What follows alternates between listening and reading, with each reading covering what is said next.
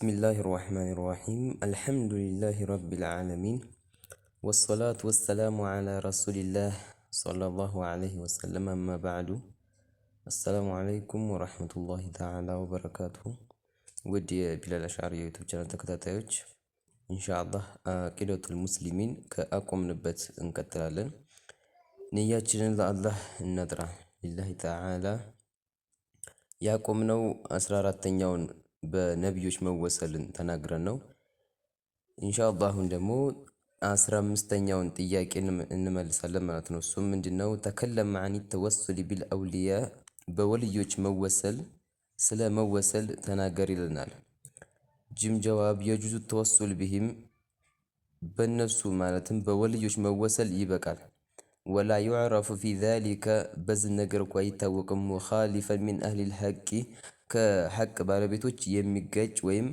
አይበቃም የሚል አይታወቅም ሰለፈን ወኸለፈን ሰለፍም ቢሆን ኸለፍ ያው ሰለፍ ማለት ከ300 ዓመት ሂጅራ በፊት ያለው ኸለፍ ደግሞ ከ300 ዓመት ሂጅራ በኋላ እስካሁን ድረስ ያለ ነው ማለት ነው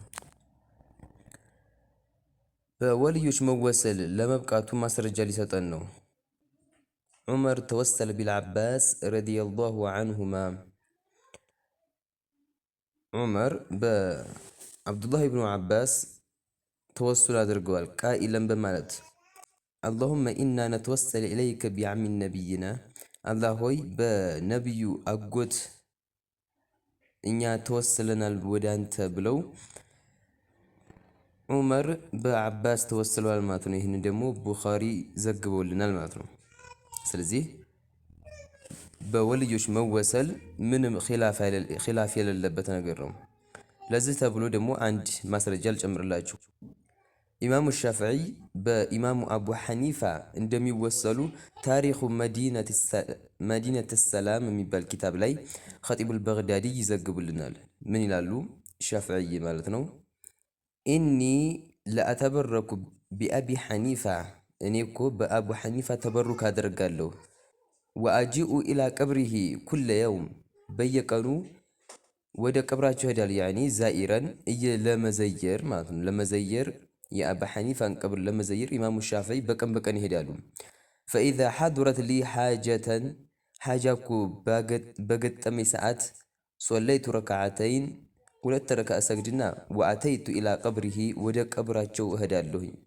ወደ አባ ሐኒፋ ቀብር وسألت الله حاجة عنده اللهن እዛው ቀብሩ ላይ ሆኜ ሐጃዬን እጠይቃለሁ አሉ فما تبعدوا عني حتى تقضى ወደ ቤቴኩ አልመለስም ሐጃዬ ተሳክቶልኝ ቢሆን እንጂ ይላሉ انتهى كلامه حافظ البغدادي ይሄ ሲዘግቡት ታሪኹ መዲነተ ሰላም የሚባል ኪታብ ላይ አለ ማለት ነው ወደ ቀጣዩ ጥያቄ ስንገባ በጣም ወሳኝና ልብ ብለን ልንከታተል የሚገባ ጥያቄ ነው እሱ ምንድነው 16ኛው ጥያቄ ሱአል ጥያቄ በይን معنى الحديث الجارية የባሪያውን ሐዲስ ትርጉሙን ንገረኝ አብራራ ነው የሚለው ጀዋብ መልስ الحديث المتطرب የተምታታ ሐዲስ ነው ማለትም በአንድ ዘገባ አራት ቦታ ነው የመጣው አራቱም ምንም የማይገናኝ መሆኑ ነው ደግሞ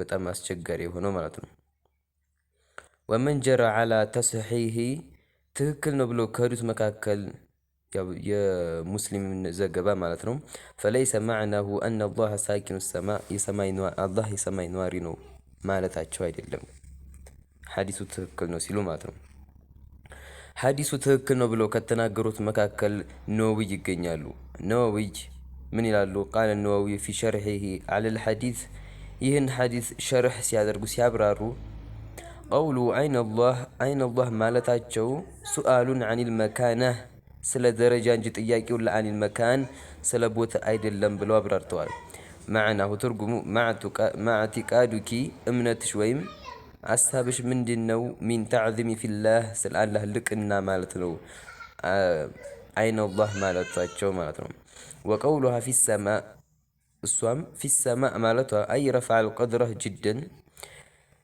የሱ የአላህ ሱብሓነሁ ወተዓላ ችሎታው በጣም ከፍ ያለ ነው ለማለት ነው ብለው ኢማሙ ነወዊ ያው ተዕዊል አድርገው ሐዲሱን ትክክል ነው ብሎ ተዕዊል አድርገው ዘግበውልናል።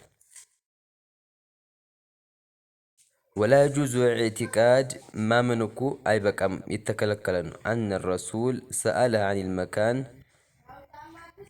ረሱል ዓለይሂ ሰላቱ ወሰላም ስለ ቦታ ነው የጠየቋት ብሎ ማመን አይቻልም፣ ክልክል ነው።